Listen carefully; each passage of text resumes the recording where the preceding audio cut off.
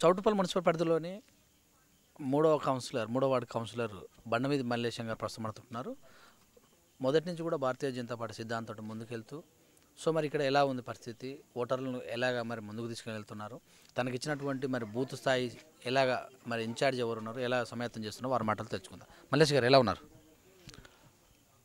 మునుగోడు ఉప ఎన్నికల్లో భాగంగా చౌటుప్పల్ మున్సిపాలిటీ థర్డ్ వార్డు కౌన్సిలర్గా నేను బండమీది మల్లేశ్వర నేను గెలుపొందడం జరిగింది.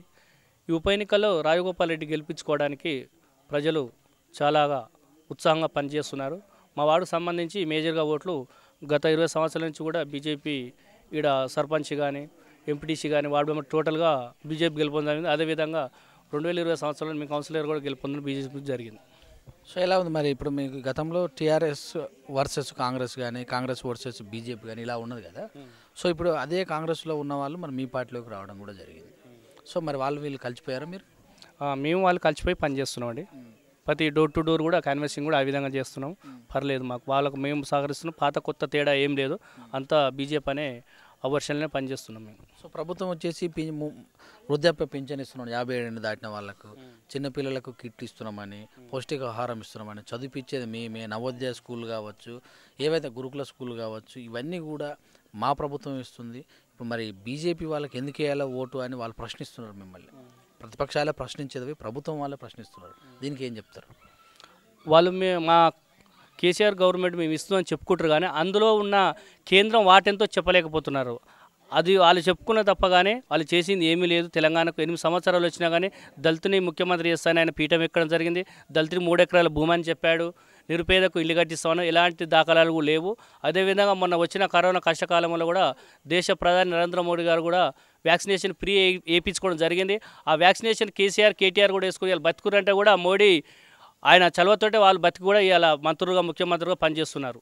సో నిన్న ట్వీట్ చేశారు కేటీఆర్, మోడీనే కరోనా వ్యాక్సిన్ కనుక్కున్నాడు అని చెప్తున్నా, ఆయనకు అవార్డు ఇవ్వాలని కూడా హేళన కూడా చేసి మాట్లాడారు. సో ఇలాంటివి ఎలా చూడాలి? ఇవాళ అహంకార బుద్ధి ఆ విధంగాలు వికాల బుద్ధి విలాసనాయనం అన్నట్టుగా వాళ్ళు ఆరిపోయే దీపం కాటికి ఆరిపోయే ముందు బాగా వెలుతురిచ్చి పోద్దు అన్నట్టుగా ఇప్పుడు ఆయన బిడ్డ చేసిన ఈ లిక్కర్ స్కామ్కు ఆయన పోయి ఢిల్లీలో పోయి మకాం వేసిండు. ఇప్పుడు ఏం చేయాలన్నట్టుగా ఆయన దిక్కులేని తోచలేని చిస్తులో ఉన్నాడు. ఆ కొడుకు మాట ఏం మాట్లాడో ఆయన కూడా అర్థమవుతుంది. ఇక్కడ ఉన్న పెట్టిన ప్రభాకర్ రెడ్డి కూడా మన స్టేజ్ ఎక్కితే కూడా నెట్టివేయడం కూడా జరిగింది అతన్ని.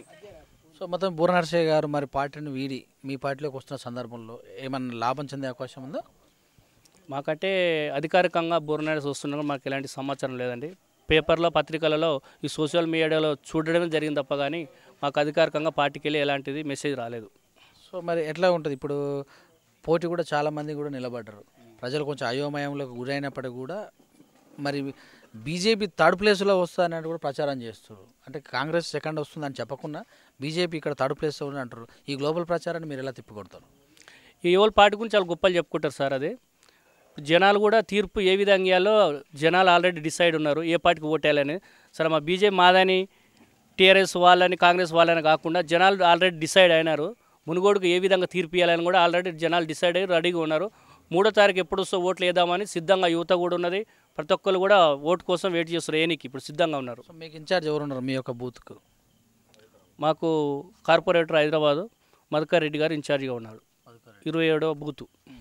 సో ఇప్పటి వరకు అందరు కలిసారా?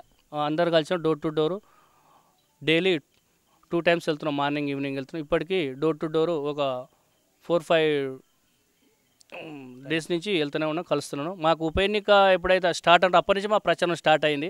రాజగోపాల్ ఎప్పుడైతే కాండ కప్పుకున్నాడో మా అమిత్ షా వారి ఆధ్వర్యంలో మాకు మునుగోడులో ఎప్పుడు జాయిన్ అయ్యాడో అప్పటి నుంచి కూడా మేము ప్రచారం స్టార్ట్లో ఉన్నాం. Thank you.